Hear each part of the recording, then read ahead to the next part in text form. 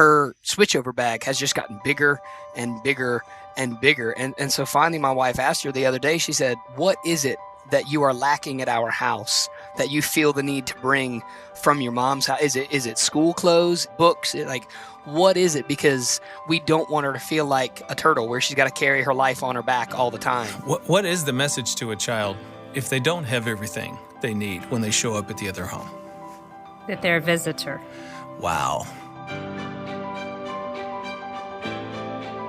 From the Family Life Podcast Network, this is Family Life Blended. I'm Ron Deal. This donor-supported podcast brings together timeless wisdom and practical help and hope to blended families and those who love them.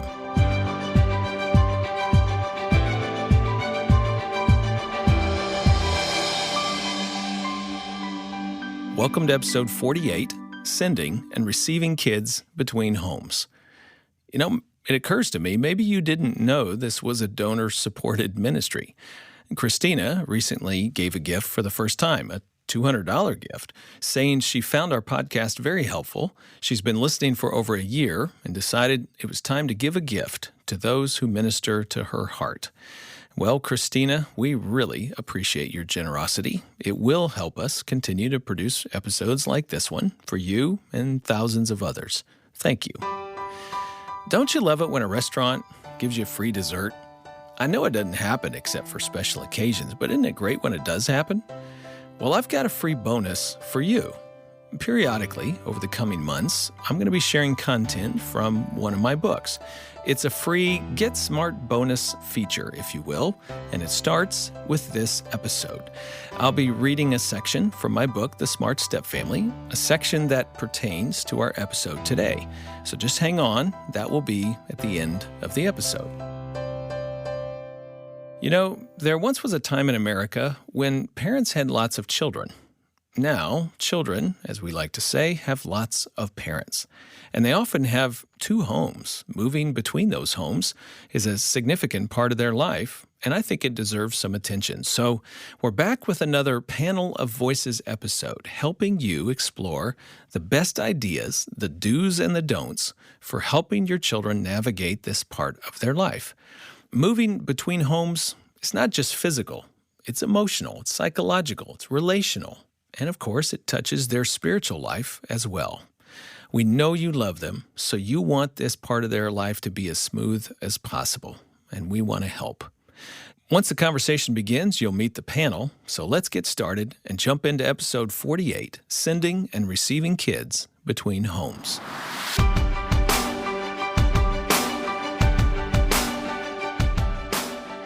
So let me just begin by introducing the panel for today's conversation.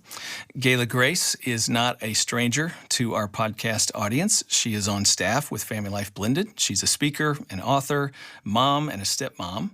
And one of her works is the book Step Parenting with Grace. Gayla, thanks for being with me again. Thanks, Ron. How long have your children been moving between homes? Randy and I have 5 kids, so I'm going to say close to 20 years. We've been married 25 years, and give or take a few, depending on which child I'm talking about. Right. And so you've been doing this a long time, and you've seen a lot of seasons come and go. We have, definitely, and changes during those seasons. Yeah. Well, I'm sure we'll get into some of that. Billy and Yolanda Jackson are joining us from Tennessee. They founded Live in Peace Ministries and together host seminars, workshops, conferences, and retreats to equip and encourage married people on their journey. They've been married since 2007 and have a blended family of 4 children and 4 adorable grandchildren. And I must say to those of you that are listening to this podcast, I can tell you why their grandchildren are adorable, because this couple are some of the best looking folks I've seen in a long time. I tell you what, Billy and Yolanda, you guys make quite a pair. Thanks for being with me today. Thanks for having us. I think I embarrassed them a little bit. Yeah, I wasn't ready for that. I wasn't ready for that one.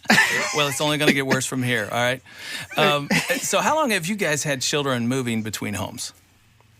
We would say 13 years. All right, good. And again, I'm sure you've seen lots of seasons, so I look forward to us getting into the conversation together. Joel Hawbaker is a blended family coach, an award-winning teacher, author, and speaker who loves helping step families overcome obstacles. He lives in Alabama with his wife and 2 daughters. His first book, Inverted Leadership, is available on Amazon, and he's currently working on a book for blended families. Thank you. I'm glad to hear that. We need more and more resources out there. By day, Joel is a high school teacher. Isn't that right? That's correct. Yes, sir. What do you teach, Joel? History and Bible. Nice. That's fantastic. Now, how about you and your kids? How long have they been moving between homes? They've been going between homes for about 9 years. I've been divorced for 10, Okay. and about a year or two after the divorce, the custody things changed, and they started going back and forth. And so I've got a 13 and a 16-year-old.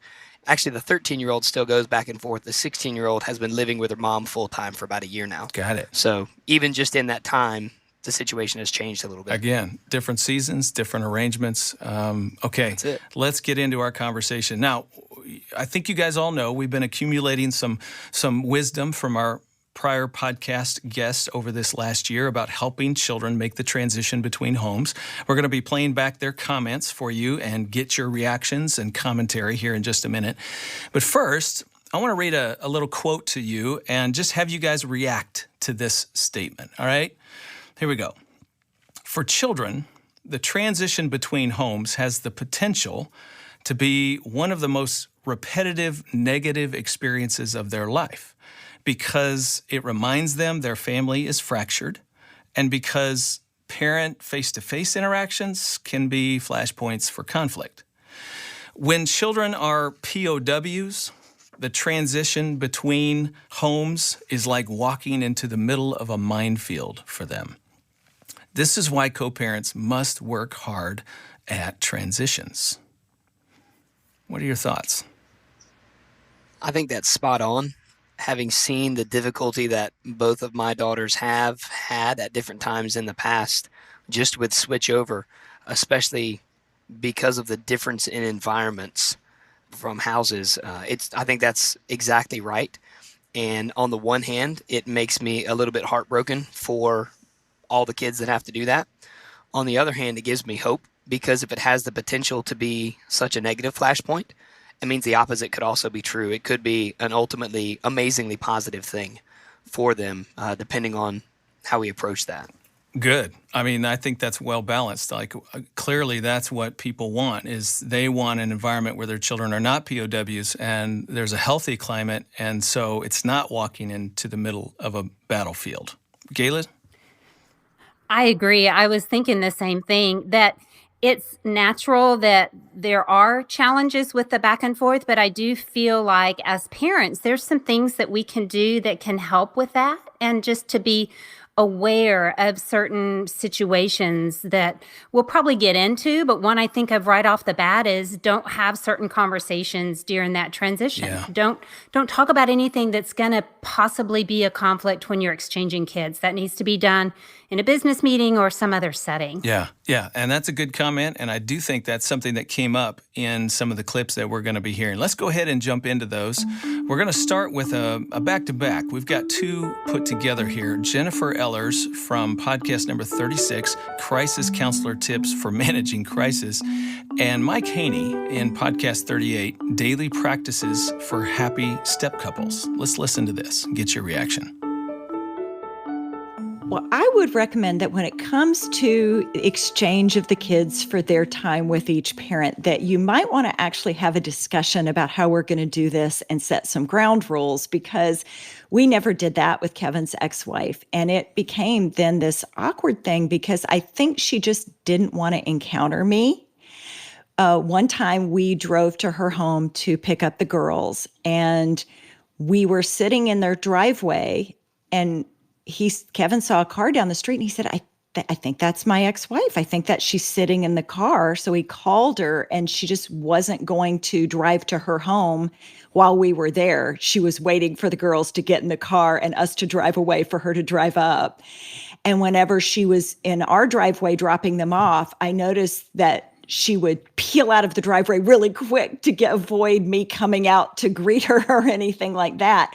So I think maybe it was just awkward. It was just awkward. And if we had talked through, hey, can we do an exchange without any interaction, it might have made her feel better. I had to figure that out the hard way. Transitions are a very challenging time for everyone involved, moving the child from one parent to the other, especially if it's in a sort of a face-to-face situation. It's important to understand what's going on in the mind of the child, both either as you're releasing to the other parent or collecting him or her yourself. The aim, though, is to try to keep the communications with your other parent as amicable and polite and short as possible. There's no reason to go into their house or invite them into your house or what have you to make the transition that much more long and drawn out and painful. But also, this is not the time to talk to the other spouse about, oh, Timmy's got soccer practice next Tuesday or what have you. Oh, those kind of conversations need to be away from the transition. The transition is about the children, and when you make it, when you're amicable to your ex-spouse as best you can, the children will realize that you're doing that from a place of love for them and putting them first. I think that's going to make the transition as easy a process as possible. Looking back, I can only imagine that our children think of the transitions as probably one of the more painful moments of their life as stepchildren, because they're having a transition between the two worlds. That at one point, at least, we were all together, right? So to make that transition moment as painless for the child as possible, I think that's the most important thing to be thinking about. Okay, team, there's an awful lot in there. Jennifer was basically saying, hey, maybe you need to figure out some ground rules for how you're going to do your exchanges. And Mike was talking about being amicable, not talking, as Gayla mentioned, not talking, doing business during the transition, but figuring out another time to handle that kind of stuff. All right, thoughts? What are your reactions?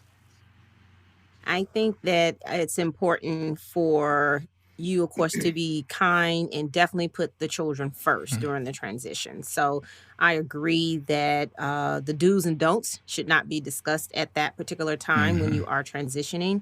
I honestly had to understand how painful it was for the child during this transition period. And what I mean by that, I grew up in a two-parent household. My parents have been married over 50 years. And so the one comment I heard from my daughter was, you don't get it. You don't understand. You wouldn't understand. And same with my parents. They didn't grow up in that blended family. So that was her comment. So once I realized what she really meant by that, I realized how important that when we transition to just be kind, make them feel welcome when they come and pick her up, etc. And my husband definitely, we both would greet him and greet the parent with no problems, just so it would just be a kind exchange. Yeah.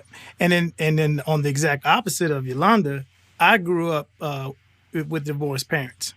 And there's one underlying thing that I think a lot of parents miss, and that's the awareness of the child. I know when I was growing up, there were some things that I was aware of that my parents may have attempted to keep away from me. But as I got older, I knew it, and so we allow a lot of the little things to aggravate us. And we should watch that because we have to become aware of our children's awareness. For instance, my daughter, she was going through a lot of pain. But then there was a crossroads that she came to where she accepted me as in the position of the father. And if I had not been aware of that and I had gotten, had an attitude about it, then I would have closed the door on her also, where I was ready to receive that, not taking the place of her father, but allowing her to know that, she was all right. We both love her. We just have different ways of doing it. And you've got to be able to pray and understand how to deal with that when that time comes. That's good. Yolanda, I'm curious, what's an example of something you've had to learn that you didn't, according to your daughter, you didn't get it at first? So, but what's something you kind of get now? Stop asking so many questions about I asked a lot of questions. That's because I'm just a curious person. And maybe it was okay when she was younger, but when she's older, she don't want me to ask all the questions. What did y'all do? Where'd you go? What's going on? Where are you staying? Just all of that. And so I had to back that off. I was coming from a place of just how you doing? How was the weekend versus thing. But she was just like, it's too much. And so I had to learn that. Okay, as she was talking, I saw the other panel members nodding their heads, like, yeah, asking questions sometimes. And clearly there's a gap there between what you think you're doing when you're asking those questions, when you're doing a certain thing, and what your child is perceiving or feels like it means to them. Clearly there's some differences there. Joel, Gayla, do you guys have any thoughts around that? I thought immediately from a mom's standpoint, we're just curious what they did while they were gone, when they weren't with us. Yeah. It's just very natural questions that we ask, but it just doesn't always get taken that way. And I agree, Yolanda, especially as they get older. You can do that when they're younger, but then maybe they feel like they're kind of caught in between the two homes, and are we trying to be spies when we're really just asking questions? It just kind of gets taken wrong. Yeah, and if I could hop in as well, Gayla and Yolanda, you guys are both speaking my language, and I wish I had learned that a little bit faster, because that was one of the issues that I really had with both of my daughters, is when they would come back from their mom's house. I was the same way. I wanted to check in, and I'd missed them. They'd been gone for a week. So I just wanted to be where they were, and finally they're like, Dad, seriously, just leave us alone for a while. And what helped me was my wife actually coming to me and saying, honey, I don't think you understand. They just need some time by themselves, and then they'll come out and they'll interact with us, and it'll be regular family time. But when they first get here, you need to just let them have some alone time. And alone time's always been weird to me anyway, as a very extroverted person. But especially as both my daughters have gotten older, they just need some time by themselves, especially at the transitions. They just want to be alone. And by not giving them that unintentionally, I was being very selfish. I had missed them. I wanted to be around them. But what I was doing was actually causing them more stress and anxiety by not letting them relax and settle in. I was instantly trying to get them to jump into family time. And when I learned that, I was able to back off. But unfortunately, I'd already set kind of a bad precedent. And so we've been working on kind of changing some of that. I love that comment, and I can tell you that I know some of the other clips we're gonna play and react to have a similar sentiment, so we'll definitely come back to that. Guys, before we leave this and go to our next clip, it just seems to me that this is a real bind. I think parents are often trying to do all the right things and inadvertently step on the toes sometimes of their children, and they're not trying to. Anybody who's listened to me or ever read anything I've written know I love this little phrase about co-parenting. When two elephants fight, it's the grass that suffers, right? So they have no idea when elephants are fighting that they're trampling the grass. And so when there's overt hostility and conflict between homes, you're clearly trampling the grass. But what is more subtle, and I think hard to recognize sometimes, is asking questions is sort of like fighting with the other elephant. Like, you're just trying to get into your child's world, but if they perceive it as you digging or hunting for information about the other home, or you're trying to find some dirt or something, then all of a sudden they are being trampled.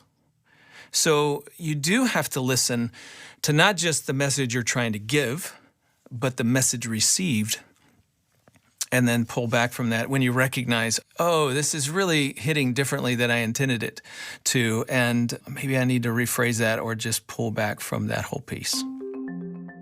Okay, let's move to another clip. In working with the divorce group, I found this was often a big issue of how to do that trade-off with the kids.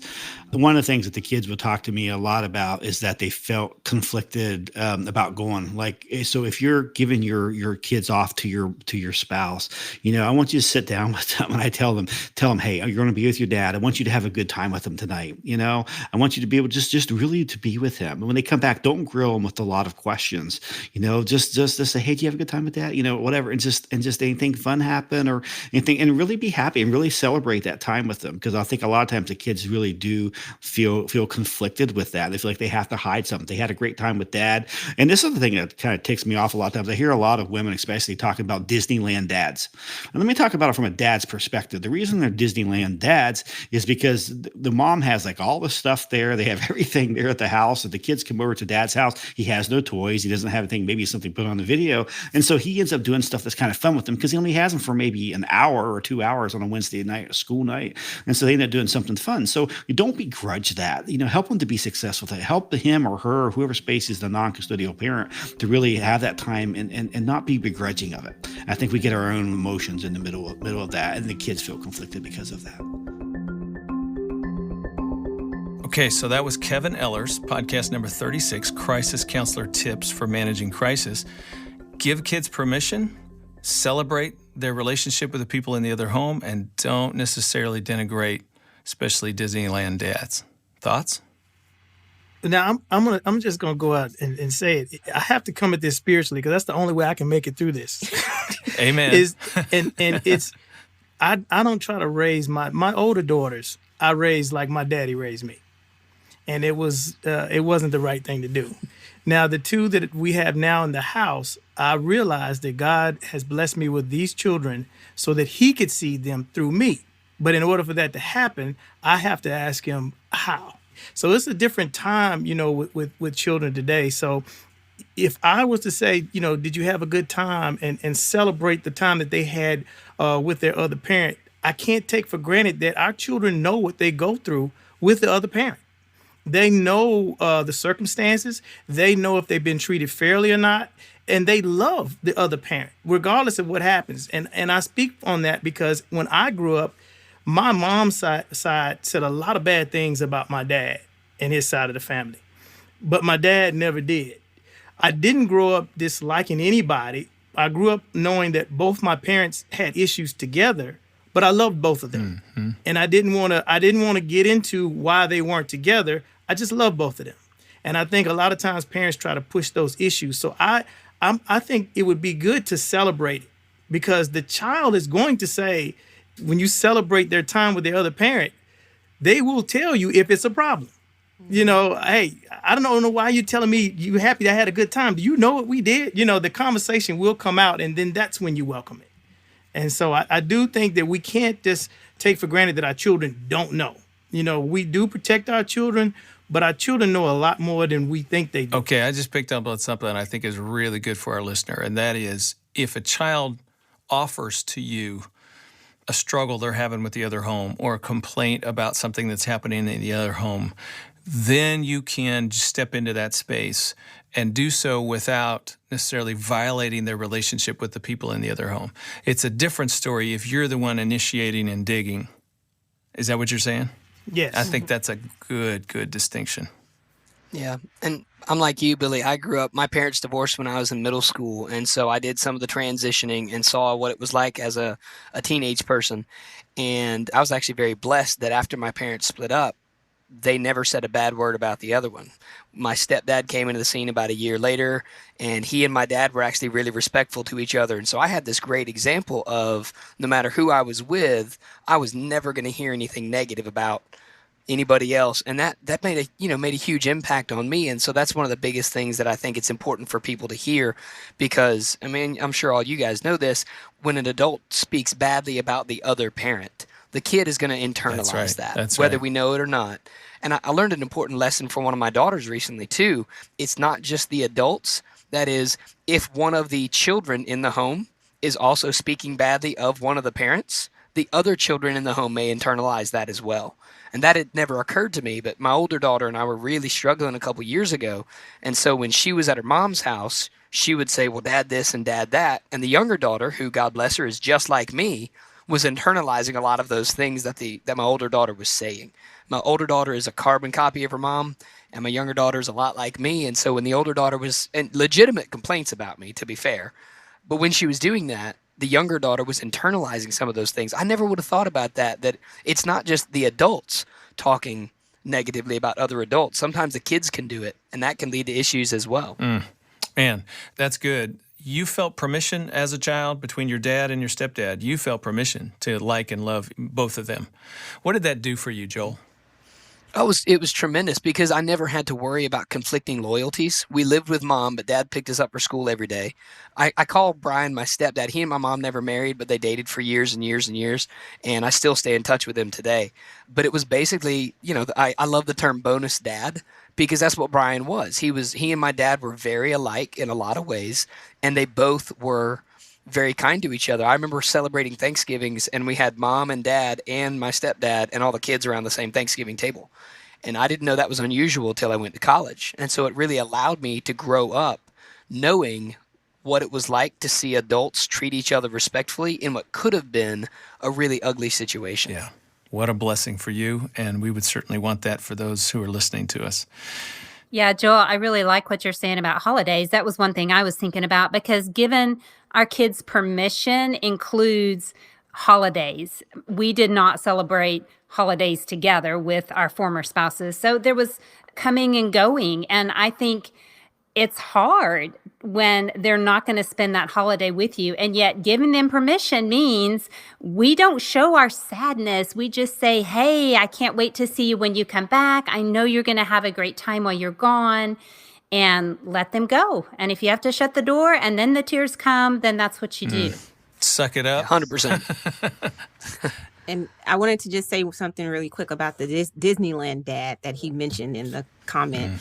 And I will say, I've heard people say that emotions, of course, are not facts, but they are to be evaluated, just not in front of the kids. Amen. So That's we do right. need to evaluate our Amen. emotions, but, they're not facts. And so when those moments happen, I've experienced personally for myself that my daughter and her dad, when she's with him, I can guarantee she's going to come home with brand new name brand clothing, handbags, shoes, whatever it is. I mean, every single time. But I guess that's his love language, to her. And so I had to check myself. Like he said, emotions can get in the way. And I believe that is so true, especially when you see there are inconsistencies in the transition, consistencies in other areas that you as the parent are evaluating, but here comes all of this new stuff. Yep. Right. And sometimes those things tap into triggers back to the relationship. So I don't know this, but let's just say he was a spender in the marriage, and you really, it drove you crazy. And now he's still spending, and he's teaching your daughter how to spend.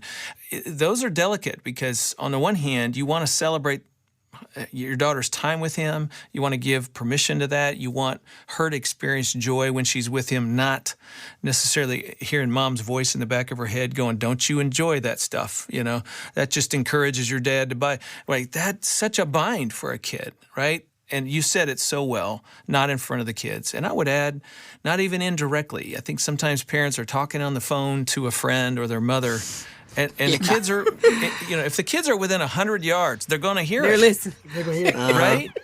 And then, as Joel said, they internalize. You're not just saying that about dad, you're saying that about me, because I'm part of dad and he's part of me. And just trying to keep that and police yourself as best you can. You said something, Ron. They don't hear you when you call them to come eat, but they'll hear you talk about the other parents. That's right. They'll do Yes, that. that's right. Yeah. Okay, let's roll our next clip.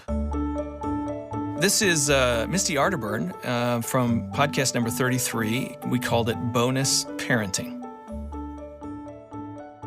So going between different homes in a blended family, one of the things that I would tell my sons, this is just what we did, was that, hey, our boundaries and limitations, they really go with you to the other parent's home. So just because you might be thinking you could, get away with something over there, when you come back, we're going to talk about, what happened over there.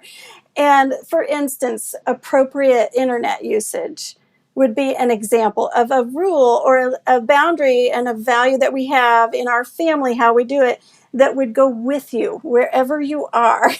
And so there's no off the hook because the other parent says yes or no on certain things, on some bigger issues.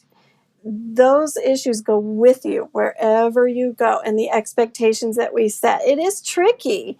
You want the child to be able to honor the situation in the other home. But in life, they have to be able to have self-control and self-limiting behaviors and self-governing, regardless of what's allowed at any location. So that was something we tried to help them to do as well. Thoughts? I would like to start. Go. I actually disagree with this sweetheart on the comment, because you cannot control what happens in the other house. common morals and standards, yes, that's fine. But you cannot control what happens in the other house. So if their bedtime is 9:30 at your house, you can't say that goes with them to the other house, or if our law is you can't, play your video games on the weekends and then they go over there, they can play it during the week. You cannot dictate that. So that's my stand. I would say be reasonable about that and be careful on those conversations, because that actually can be a trigger to start arguments amongst the two parents. Good. I think, and I agree with you, Yolanda. I think it's great if really that could happen, if you had such a strong, amicable, co-parenting relationship that you talked about those things, but that's not the experience we had either. If we, in the other home, if they felt like we were trying to control in any way, it would backfire. And we just had to allow them to parent the way they did in their home, and we parented in ours. Yeah, one of the things that I share when I'm speaking and when I'm coaching is something similar to what both of you ladies just said, and that's the idea of trying to have consistency across both homes, but it doesn't necessarily mean consistency of behavior. It may just mean consistency of values. And that's a conversation for the adults to have ahead of time. I like what the lady said in the clip about, appropriate internet usage or whatever. But yeah, Yolanda and Gayla, you're 100% correct. Like, I know I can't control what happens with my kids at their mom's house, because I also know she's not in charge of what happens at my house. And we both like it that way. But what we can agree about is that we want our kids to be responsible, respectful, God-fearing kids. How we go about helping them become that may look different. So we want to have consistency of values, even if we don't have exact consistency of behavior. The example I usually use is actually, Yolanda, it was yours about bedtime. The value we have is we want our kids to get enough sleep so they're functioning in school and so they're healthy. But that may mean 9:30 bedtime at my house. It might mean 8:30 at their mom's house, or vice versa. So as long as we're on the same page about the values, the details, you can't control those at my house. I can't control those at your house. But I want to throw out, there are times you can't control the values either. That's true. You're right. Mine was an ideal situation. Yeah. Yeah, I agree. And I love that. And that'd be great.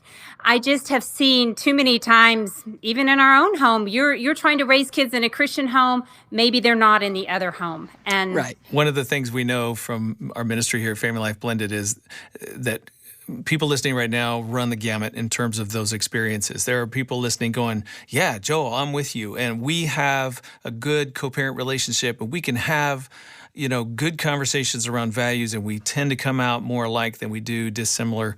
There are other people listening who are laughing their heads off right now going, that'll never happen, Right. Unless the Lord comes back, that is not going to happen. and so I really struggle with this one, guys. I think we got to talk around this a little bit more, because I love what Misty's saying in one sense, that she's trying to say to her children, look, these things that we're teaching you are really spiritually minded, and they're eternal in focus, and it doesn't matter where you go. That is a part of who you are, and take it with you. And I think we absolutely ought to try to instill that in our children. And yet, I agree with you guys that there are many circumstances where it's just not likely that that's going to happen. And it's such a struggle for parents, because this is when you feel helpless. I mean, you've talked about it. Your child agrees with you. In your home, they even obey. They follow through. And yet you see very different behavior from them from the other home. Let's all agree you can't control your child's behavior in the other home, because neither do you want the other home controlling their behavior when they're in your home. But to what degree do you try to suggest that they take that message with them? So I wanted to say, let's don't fall short of understanding what planting the seed means. Okay? Because it may not happen like you want it right now. Those values may not be observed or acted upon when they go to the other house. I always tell this story when I preach or speak. When I was little, my grandmother used to when she made eggs, she would scramble the eggs, and when she poured it into the pan, she would take her finger and she would rake it to get every drop of egg out of that bowl into the thing.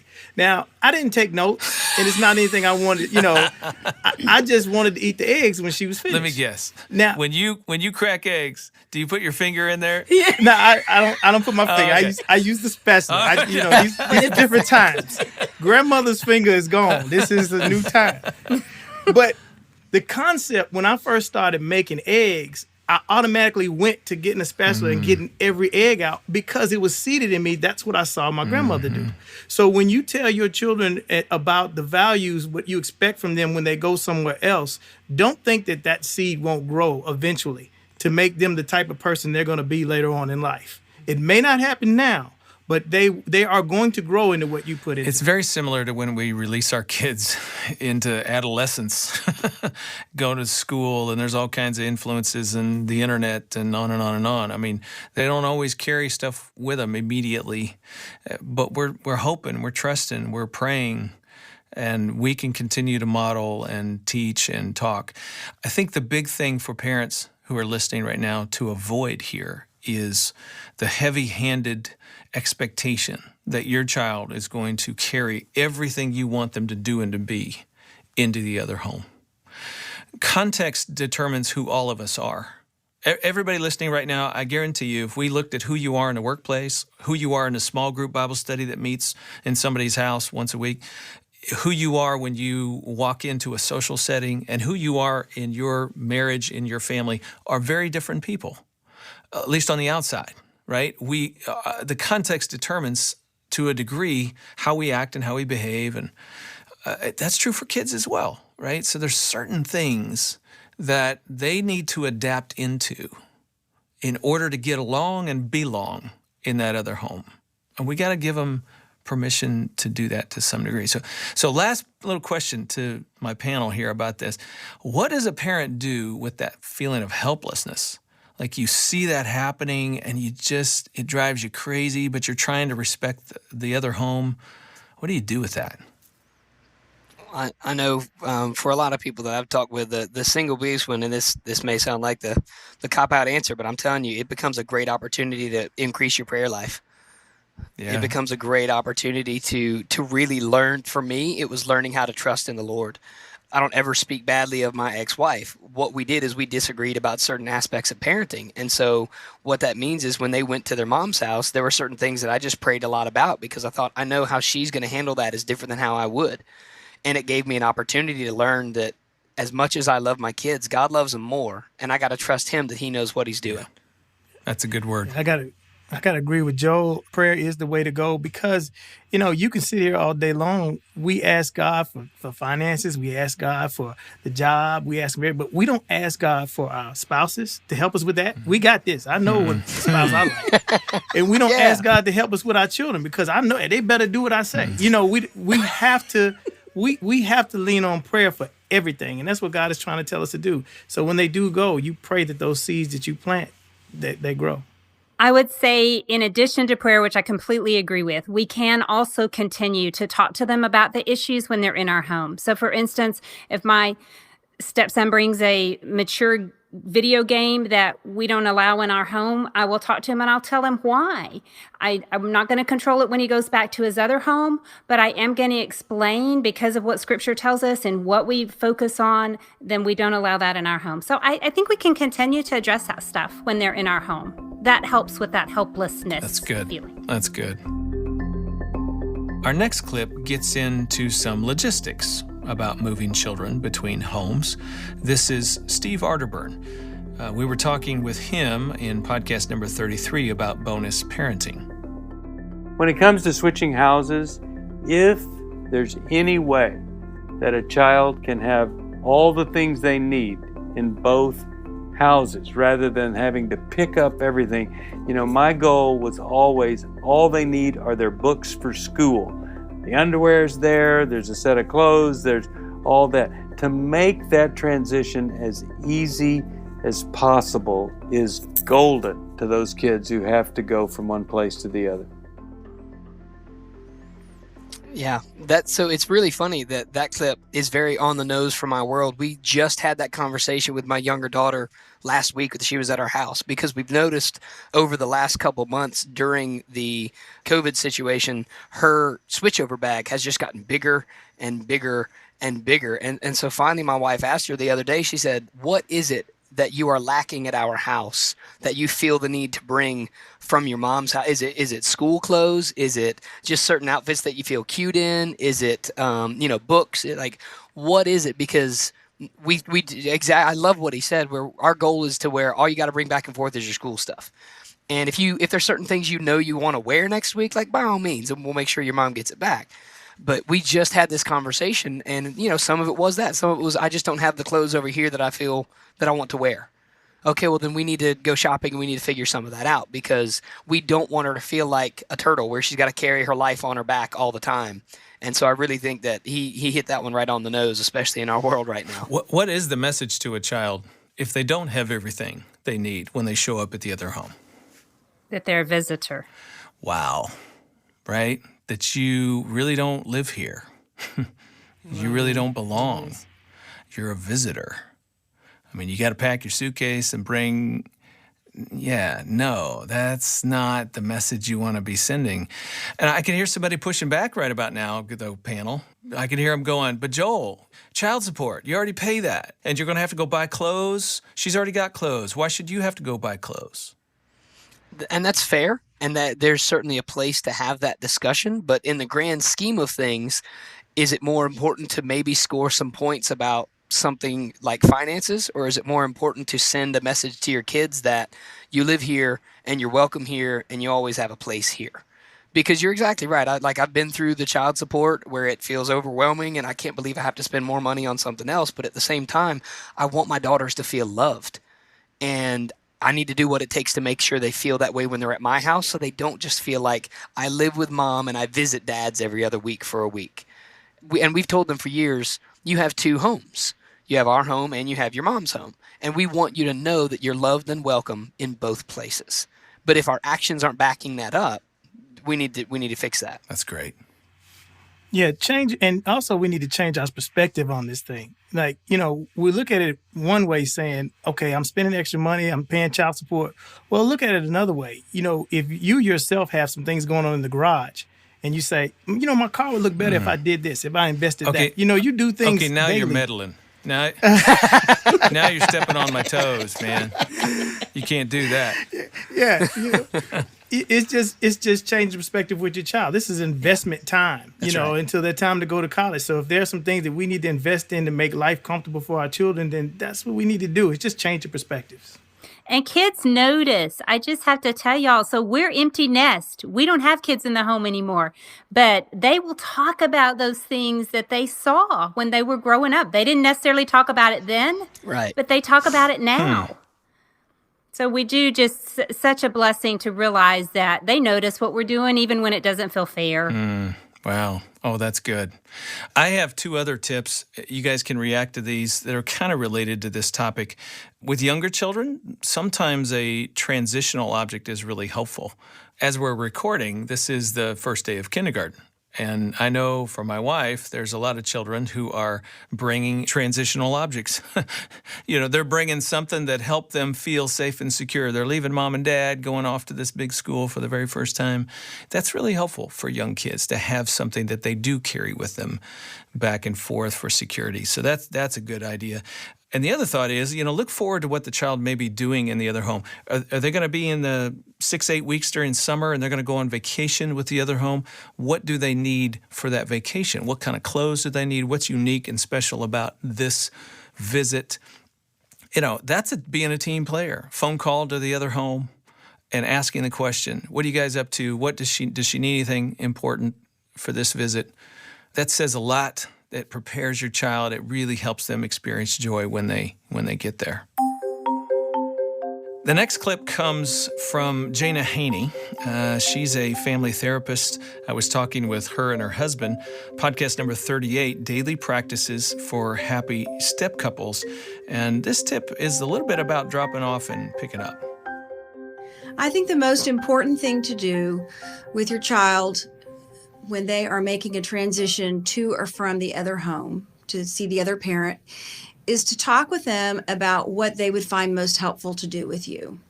So before they go to the other parent's house, is to ask them what they like to do with you. So sometimes it might be to sit and snuggle with you or to play a game with you, depending upon their age. When my children were older, we might sit and watch a show together and just hang out together. Once you and your child decide what the best thing is, then you can always do this. They can always count on it. And the same thing for coming back to you. When they come back to you, what's the one thing that they would like to be able to do with you or that they can count on?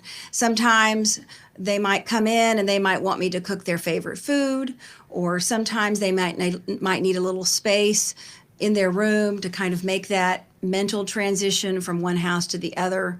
But these kinds of routines help the child to know what they can count on, and it also helps you to be able to support them, and so you know what also helps them. And I found that over the years, this was the best way to support the child coming and going.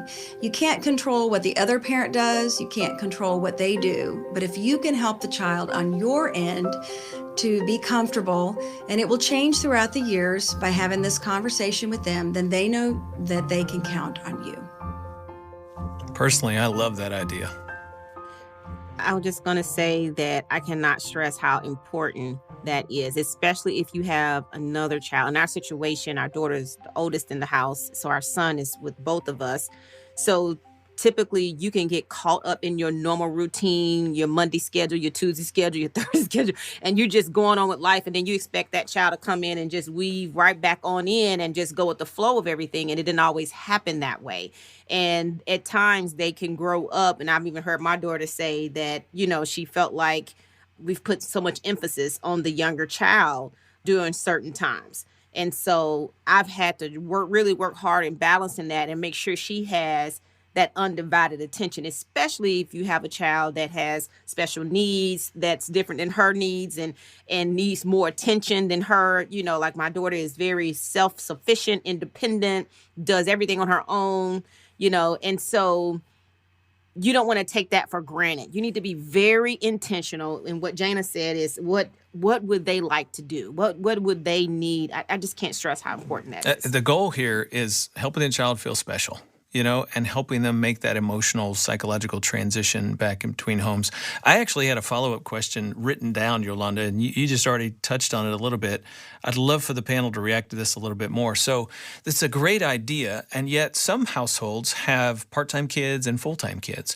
And so the part-time kids get their special thing every time they leave or every time they come back. What do the full-time kids get? Do they sometimes just accidentally get left out? And they notice, right? They see that you gave them a chance to do their favorite thing with you. So there's a little bit of a bind there. Like, I think I heard you say, Yolanda, that you just try to also give some special time to the full-time kid. Is that it? Well, in our situation, it's opposite. Okay. So our full-time child needs a lot of our attention and time. He's younger. He has some special needs. And so she feels like sometimes she gets missed out on some of those things. Yeah. Mm-hmm. But I do get what you're saying, and I totally agree. You got to balance that out. Mm-hmm. Yeah, we had that conversation again with my younger daughter recently because, again, she goes back and forth, week with me, week with her mom. At her mom's house, that's where her older sister lives, and at their mom's house, she's been remarried, and so they have a 5-year-old brother over there. So for a week, my younger daughter is essentially an only child at my house. Now, her older sister will come over for dinner once or twice a week, or she'll come over before soccer practice or something. But for most of the week over here, she's the only kid in the house. She goes back to her mom's house, and she's now not the only one. She is the middle one with an older sister and a younger brother who needs middle child. Yes. And Rick, can I get an amen for the middle children of the world? Marcia. That's exactly right. And so that had never occurred to me, but she actually mentioned something about that long ago where she said, Dad, it's just so very different because of having a little brother and older sister over there and then coming over here. She says, sometimes, Dad, you're a lot. And if there were other kids over here, you wouldn't be quite so much because it would be spread out between more of us. But sometimes, Dad, you're just a lot. And I thought, funny. That is fair, kid. Don't you love the honesty of our children? I love this. Man, they will tell you like it is. They will. Yes, they will. And what the experience for her is just it's night and day, the two worlds and how different they are, and she's having to adapt and make those changes. And this is just another one of those things where we go, let me step into their shoes. What is it like to be them? You know what? Maybe what we could do is ask a question. This question, what's the best thing I could do for you, might have an answer of, leave me alone, or It does a lot. and so whatever the answer is, it's informing you and your decisions. Right. And what's interesting, too, this is something I've been learning. I'm sure Galen and Billy and Yolanda have experienced this, too. As they've gotten older, what they need at switchover time has changed. Because when they were younger, what they really wanted at switchover time was to immediately come and chat and hang out and reconnect. And it used to be our younger one, when she would switch over, for the next 2 hours, you could bank on not a silent moment except for breathing. I mean, just nonstop. Let me catch you up on everything. And now that she's 13, she comes over and she immediately goes to her room, and we've had to learn not to take that personally. Yes. She'll come out in about an hour and it'll be fine. But there were a couple months where it was like, did we do something? I mean, every time you come over, the first thing you do is go to your room and close the door. But it's not us. She's just at a different That's place, right. and she needs some of that time, and that's okay. And this is where I recommend a book, the best title in the universe. David and Claudia Arp wrote a book a number of years ago entitled Suddenly They're 13. All right. I got to go find that. Now That's listen, going on my Amazon listen list. to the subtitle. The Delicate Art of Hugging a Cactus. Nice. gosh. That is brilliant. Wow. Suddenly they're That is- that 13. is. Everything changes. And so there's so much about parenting to learn. Going to find that Yeah, book. that's right. Look that one up. The next clip comes from Gil Stewart. We were talking to him in podcast 34, Finding Support for Your Family. I want to add the concept of it's not about necessarily all about the kid. There's also you. And I know for myself, picking up the kids, I was excited, sometimes beyond belief, because I hadn't seen them for a while. What was the hardest part for me was dropping them off, because I knew in my case what they were going back into was a completely different world than what they had just come from in our home. And so many times after you drop them off, boy, this is hard, because it just really gets down to the core of my dad's heart, of thinking back of those times when I would drop them off and I felt like I was sending them back into the pit of hell, and there was nothing I could do about it. So give yourself a little space, because who's really got them, you or God? So I think one of the biggest things that I had to learn was my trust in Jesus went even deeper. So if you need to drop the kid off and drive around the block and get to the other side and have a good boo-hoo, that's not unnormal. It is normal. Your heart's getting ripped open. Don't let it bleed out. Take some time for yourself. This is that good word of, you have to consider yourself and what do you need in these transitions. And when you're heavy-hearted, how do you try to keep that from coming out in front of your kids and trusting God with the difficulties? What are your thoughts? When he said that, and like I said, Joel, he brought it up earlier about prayer. When you're weak, that's when God's strong. And when you have to evaluate yourself and you have to evaluate where you are in your relationship as the parent, sometimes you got to understand that you are not in control. Things happen for reasons. God has things laid out for. He blessed you with these children. The situations that's happened is nothing that the devil can do that God can't make great. But we got to let God do his thing. And he's right if you got to pull around the corner.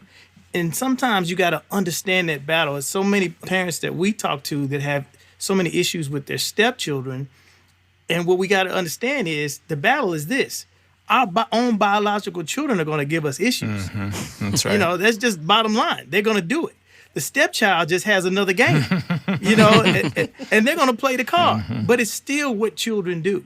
So we have to understand the battle and know that battle is not ours. And he's right. I think he's right about that. I just wanted to add, just to piggyback off of what he said, we also have to not be so judgmental. Everybody is on a different path in their journey and working out their own salvation and, and those things. So we got to be more patient and we got to lean into more grace in a lot of situations. And we don't do that, to me, enough in that whole blending world space. We get so judgmental, so emotional, unsolved issues are still there. And we lean into that versus leaning into grace and love, and know that God loves them. God is blessing them in their time, just like God is blessing you. And that's what we got to continue to remind ourselves, so we don't get wrapped up in that roller coaster of emotions. And that can easily take you to different places you don't want to go. Right. Sometimes a parent's heart will break for their child. They know what they're going into. That's an utter place of helplessness, but they have to face it, and we have to let them go. Now, I'm not talking about extreme circumstances here where there's abuse or neglect.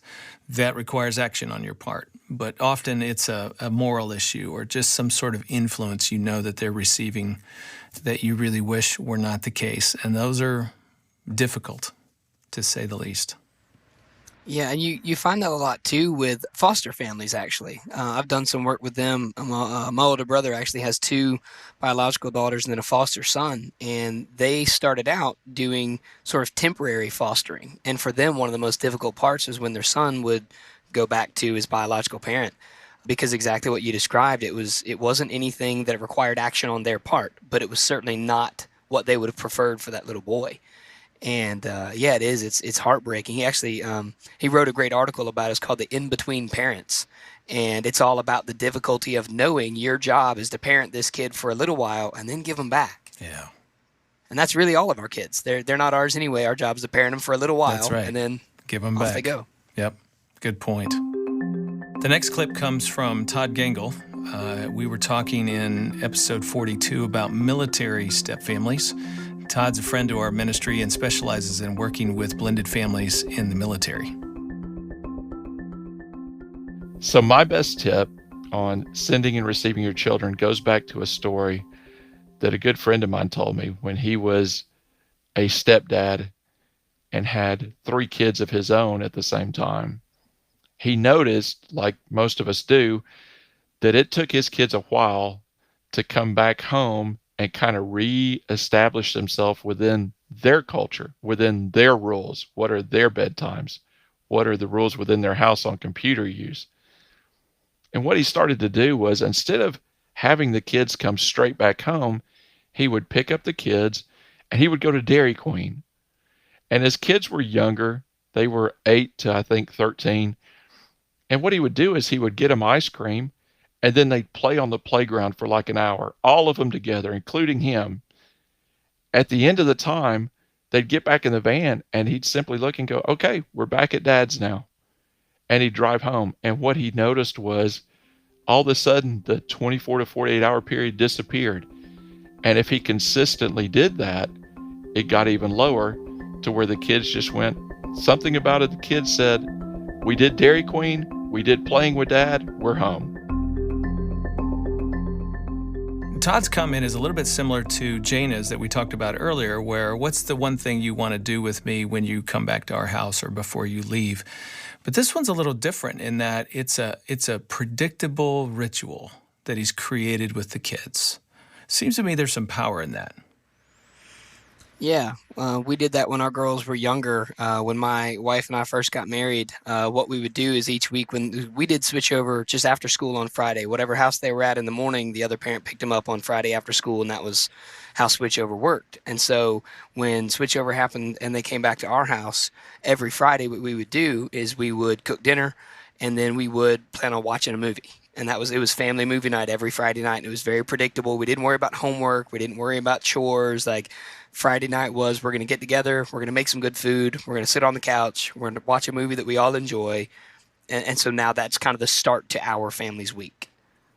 You know what else I think about, Ron, is if there are other children in the home. So let's say that this is your biological child that you go pick up, and you spend some one-on-one time with that child before they come back to the home where there are other step siblings there. So maybe that helps with an adjustment of, okay, I've had some one-on-one with my biological parent, before I enter back into the space that really does feel like a step family.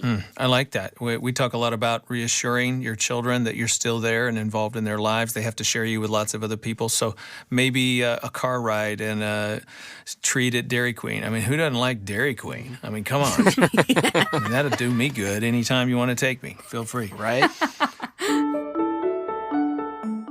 The next clip comes from our friend Carrie Taylor. I think one of the things I learned pretty rapidly, because my ex had married so soon after our divorce, my daughter would come back really upset. And for some reason, I was trying to make it okay. And one time she just looked at me and said, "Mom, you're lying." So what did I learn from that? I learned when she comes back, just listen to her. Let her debrief, let her unload, let her tell the good things, the bad things, and again, just listen and let it be okay. That was from podcast number 39, Grandparenting and the Blended Family. We'll hear from Carrie's husband, Gordon, here in just a minute. Mom, you're lying. Don't lie. She was trying to help her daughter deal with something hard in the other home, but her daughter could see through that she was just trying to make it all okay. How do you sit with your kids when they're struggling with something? You acknowledge their feelings. You just talk it back to them and just say, "Man, I understand that must be hard." It's the same thing that we require as adults, really. Yeah, but Kayla, let me push back. Doesn't your mom heart, like Carrie's, want to go, "Oh, honey, we got to make this right for you"? Absolutely. And what do you do with that part of you in that moment? I think every circumstance could be different. There could be times that, depending on where the child is at, could they need some encouragement or a tip, or do they really just need, "I'm sorry, I'm sorry, I get it, that it's hard." And I think it was Yolanda that said something earlier about, as parents, when we experience a lot of those emotions, we need to make sure that we're not doing that in front of the kids. And so we have to make sure that if we are commiserating, we're not also piling on. Yes. Or using that as an opportunity to kind of score points. Because it would be very tempting to do so, especially if you're still hurting, especially if it hits some sort of trigger from whatever issues that you've got. It would be real easy to do that. But I think that's something we have to be careful of as well. But piling on feels so good. It really does. You know, It really does. Have I told you guys sarcasm's one of my spiritual gifts? Is that what it is? It's good. I recognize that teaching junior high kids, like, that's the only language some of them speak. So yeah, you know, but let's acknowledge piling on does feel good. Like, there's part of you that goes, yes, we get to win some points. We get to look better than the other home. And all of a sudden it's that competition thing and the two elephants start fighting, right? Yeah, no, pack that away. Just stuff that. What's the appropriate place for those feelings? Not in front of your kid, so where? Right. Any other adult that is going to also keep it quiet. Your spouse, a counselor, pastor, friend, therapist, anybody that's not the kid, that's also not going to publicize your angry words. Good. Exactly. That's good. Okay, we just heard from Carrie. Let's now hear from her husband, Gordon. I think one of the things that I've learned is wrapped up in the word stability.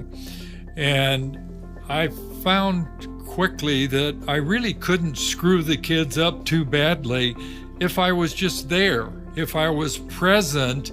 And I learned this myself and try to pass it on to men. It's not that you have to do all of these magnificent things or create this magnificent environment. You just have to be present.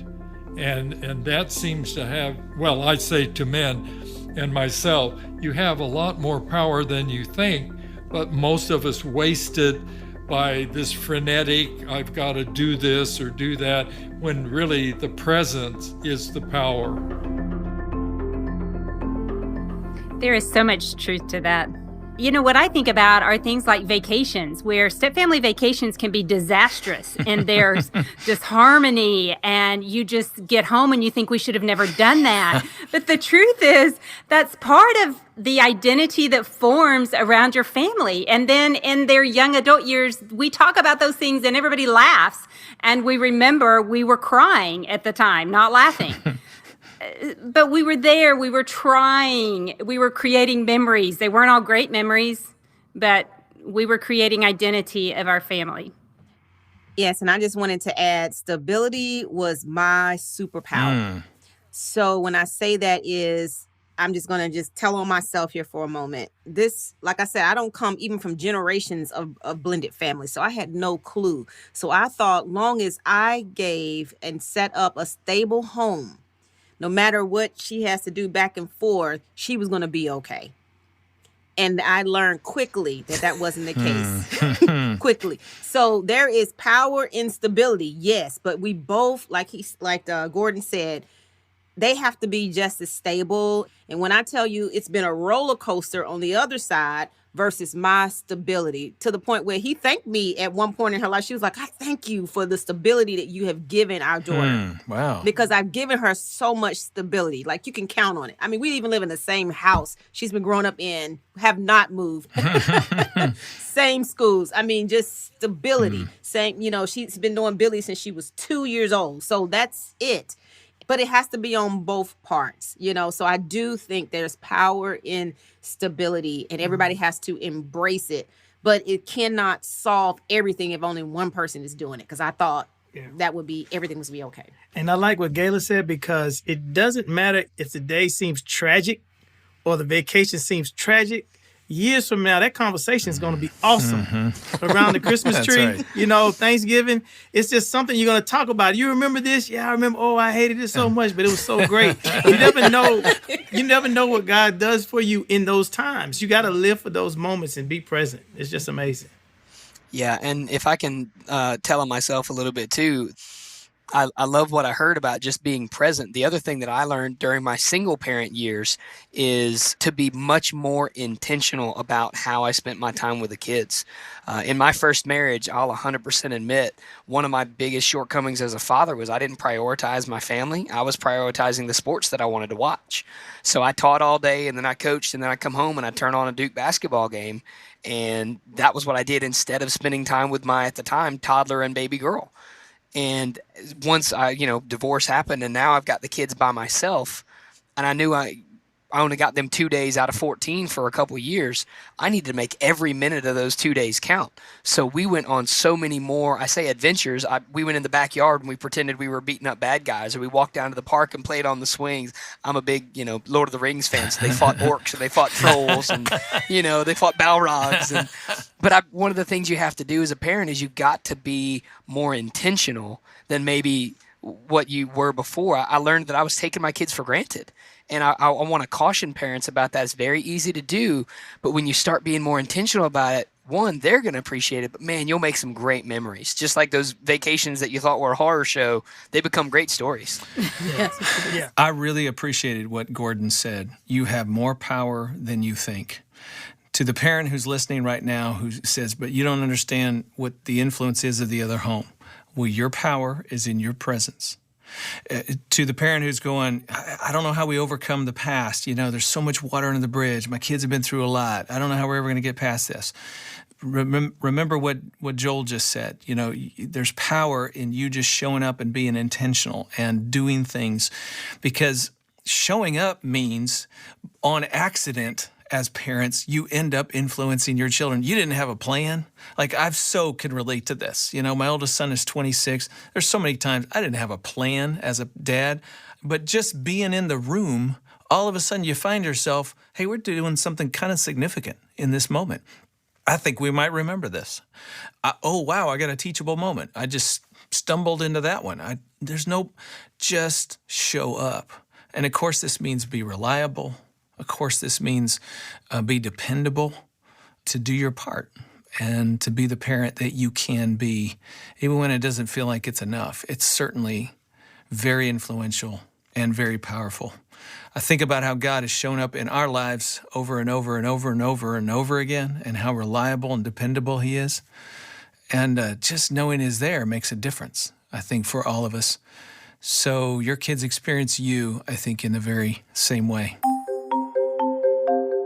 So I just have one last question for you guys, and that is there a tip or something you've learned about sending and receiving kids and doing that well that we haven't talked about or we didn't hear about in any of the clips.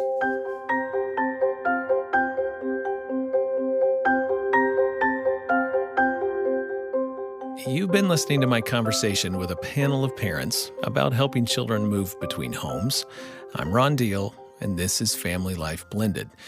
We'll return to the panel's final tips here in just a moment. But before we do that, let me just remind you that at the end of this episode, I've got a new feature for you. We'll be sharing some of my Get Smart bonus content. I'll be reading from the book, The Smart Stepfamily, so hang on till the end. While I'm thinking about it, would you rate us or give us a review?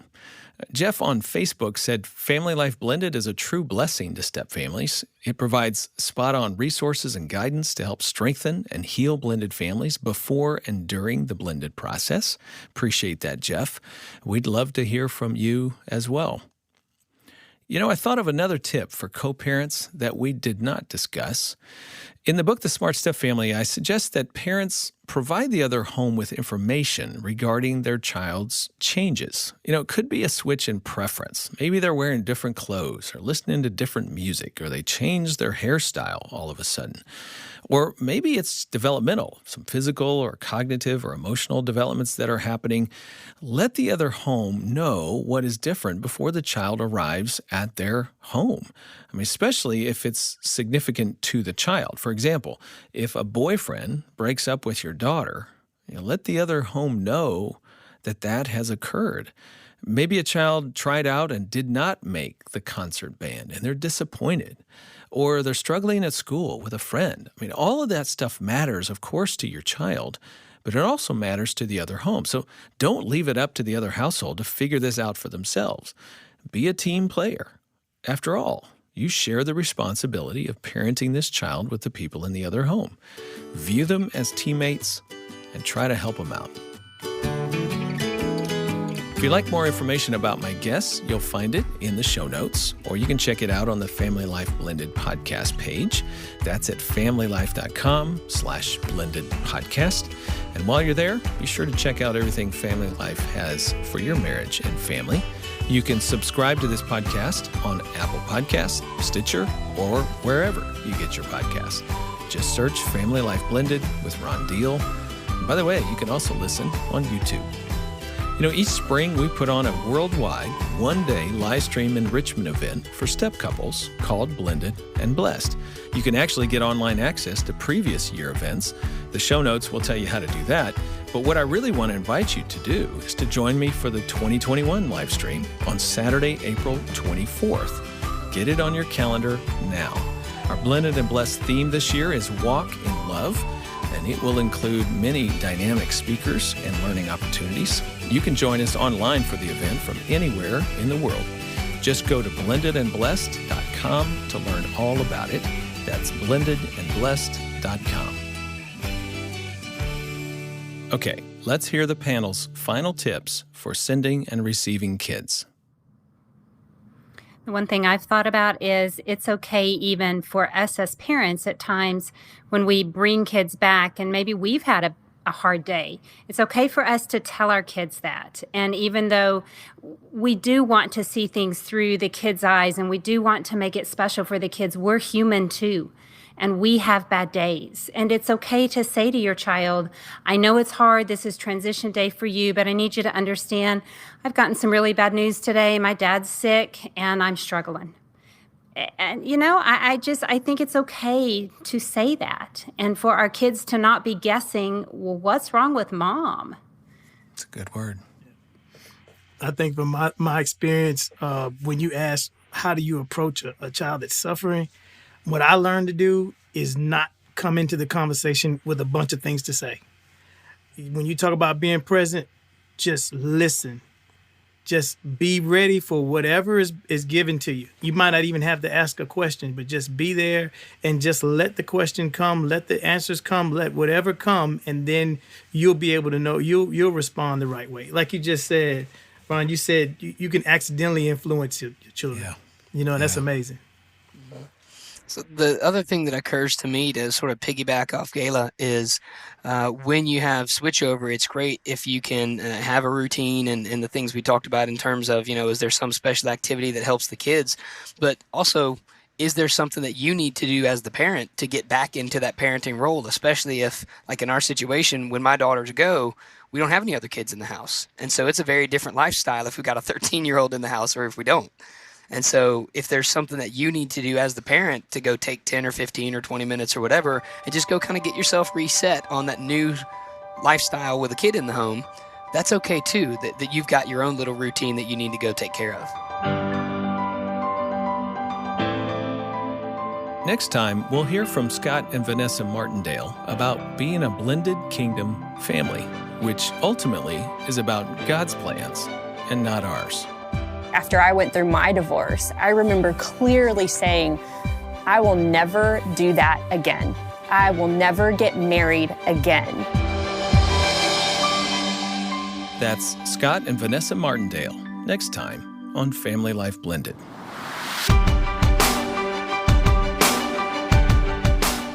I'm Ron Deal. Thanks for listening. And thanks to our Family Life Legacy partners for making this podcast possible. To help us produce this podcast and other resources, you can make a tax-deductible donation specifically for Family Life Blended by going to familylife.com/blendedpodcast and clicking the donate button. Or call us if you'd rather do that, 1-800-FL-TODAY, and tell them your gift is for Family Life Blended. Our chief audio engineer is Keith Lynch. Bruce Goff, our producer, and mastering engineer, Justin Adams. Theme music provided by Braden Deal.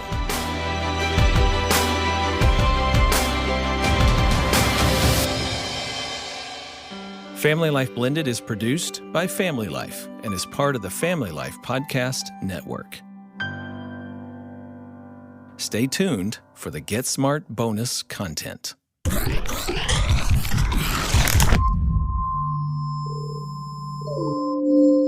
To add to our conversation today, it's my honor to share with you a section from one of my books, The Smart Stepfamily. I should mention that we have permission to read this, non-transferable permission, to read this content from the 2014 edition of The Smart Stepfamily. It's been granted by my publisher, Bethany House, a division of Baker Publishing Group. By the way, there's a link in the show notes that will help you connect to their website. I am very grateful to them for allowing me to share this with you. The Smart Stepfamily is available wherever books are sold, and there is an audio edition of this entire book. I'll be reading a very practical section from Chapter 6, Smart Step 4.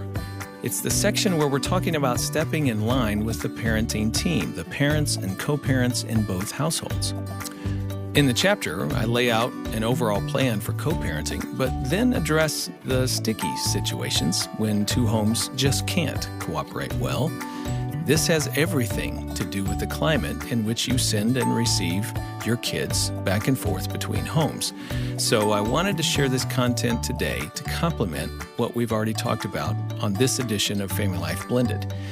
From The Smart Stepfamily, 7 Steps to a Healthy Family by Ron Deal, let me begin on page 157. Borrow a script and stick to it.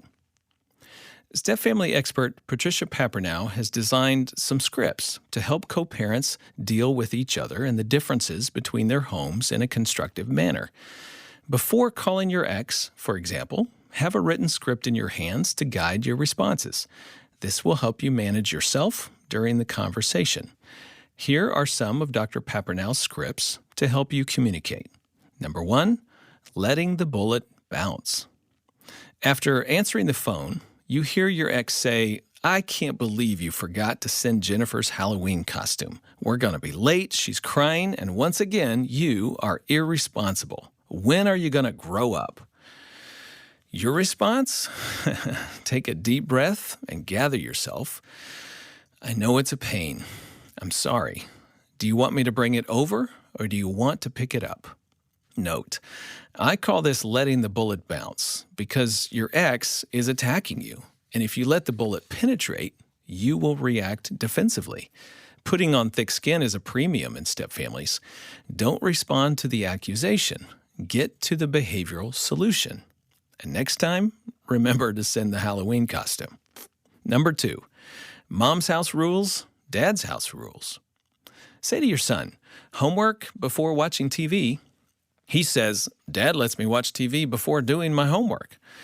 Take a deep breath and say, that may be true in your dad's house, and in this house, the rule is homework before TV. Note, it's okay to have differing rules and expectations between homes. The temptation is to argue with dad's rule or judge his motives by saying something like, that's because your dad likes to watch TV all the time himself. Don't worry about dad's rule. Stick to yours. Also, notice the use of the word and instead of but preceding in this house, as in, and in this house, the rule is homework before TV. The latter creates defensiveness. The use of the word but creates defensiveness and is much more conciliatory. Here's script number 3 to help you communicate between homes, the looking for information phone call. Sometimes situations like the one I just read require further information from the other parent. The biological parent should make the call. Now, how you make that call is important to maintaining a cooperative relationship. If you call and say something like the following, you're igniting a battle. I can't believe you let Johnny watch TV before doing his homework. Rather, call and say, hi, I'm looking for some information. Johnny and I had a little run-in, and he says that in your house, it's okay to watch TV before getting his homework done. I'm wondering if that's true or if he's trying to get away with something. Now, if you and your former spouse are cooperative colleagues, the response from them at that point may sound like this. Yeah, I figure he needs to unwind a little bit after basketball practice. You say, okay, I understand that. That's what I needed to know. Thank you. But if you are angry associates, you and your former spouse, the response may sound at this point like this. He comes home tired from basketball practice, and he's just a kid. Why should he have to do his homework anyway? Homework isn't that important right now. Well, you say, after taking a long, deep breath, okay, thank you. You see, the second response is by far the most difficult. However, it's likely that arguing is not going to convince the other parent to change. Has it ever worked before? And you don't need to try to control them anyway. You got the information you were seeking, and it wasn't pretty.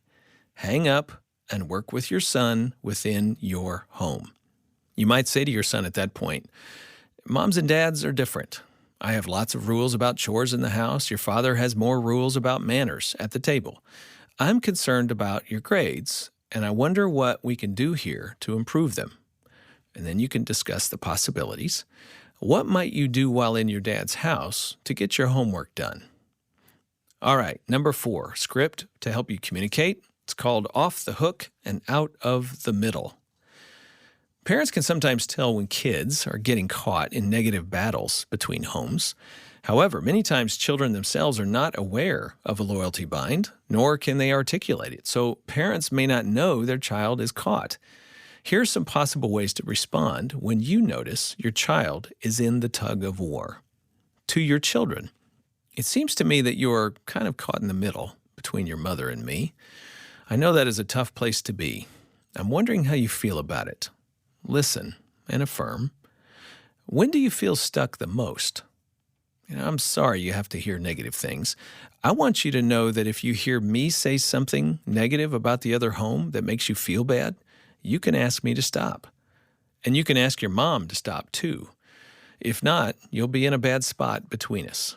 Do you want to talk about it? Then listen and validate their feelings. By the way, I know you know this, but you have my permission to love your mom and respect or love your stepdad. That's important for you, and I'm okay with it. Now, if your child responds, come on, Dad, you know Mom won't stop even if I ask her to. Once she gets started, she can't stop. Reply by saying, you might be right, but I think it's worth saying out loud to her that it makes you feel bad. Then, to your former spouse, I know you would never mean to hurt the kids, but your comments like, and then give some specific examples, are putting them between us. Please stop. I'm learning not to say negative things in front of the kids, and I hope you will do the same. Thank you for your time. If your ex isn't convinced that negative comments hurt the children, don't try to defend yourself to your children. That only forces them into the middle again. The children will form their own opinions as they grow, and they tend to finally respect the parent who manages their tongue. See James chapter 3 in the Bible. And now the fifth and final script to help you communicate between homes. Reconnecting. When non-custodial parents have been disconnected from their children for an extended period of time, many wounds are created. If you have been absent from your child's life and now want to get reconnected, understand that it won't be easy. As children grow into adolescence and adulthood, they can develop emotional walls that have protected them from feeling your rejection. Your ex-spouse may have great anger towards you for disappointing the children and being unavailable to help raise them. So consider the following script as you hope to reconnect. Communicate to your ex-spouse. I apologize for not being involved like I should have been. I know I have cheated you and our children out of a lot, and I'm sorry. I'm hoping to reconnect with the kids, but will not force myself on them. I will just let them know I'm changing, and they can contact me when they're ready. Write a letter to your child. I know this is tough to hear from me after I've been away for so long. I can see you are loyal to your mother right now. That is as it should be. Sometime, I hope things change enough that you feel you can reconnect with me. I love you. When you're ready to call, I'll be happy to talk to you. Note, once you have stated your desire to connect, don't make it tough for kids to reach back and find you. Send birthday and holiday gifts with short, friendly messages. Don't induce guilt by saying, "Happy birthday, why haven't you called?" Short email can also help you stay at a safe distance until your children decide to step closer. There are times, however, when you cannot reconnect, and it's not your fault. There are extreme situations when one parent systematically pushes the other out. In those situations of alienation, most of the well-natured, reasonable strategies presented so far in this chapter need to be recalibrated. Well, that's your Get Smart book bonus on this edition of Family Life Blended. I'm Ron Deal. By the way, at that point in the book, I address the insidious issue of parental alienation and what you can do about it if it's happening to you. I pray this book bonus is a blessing to your life.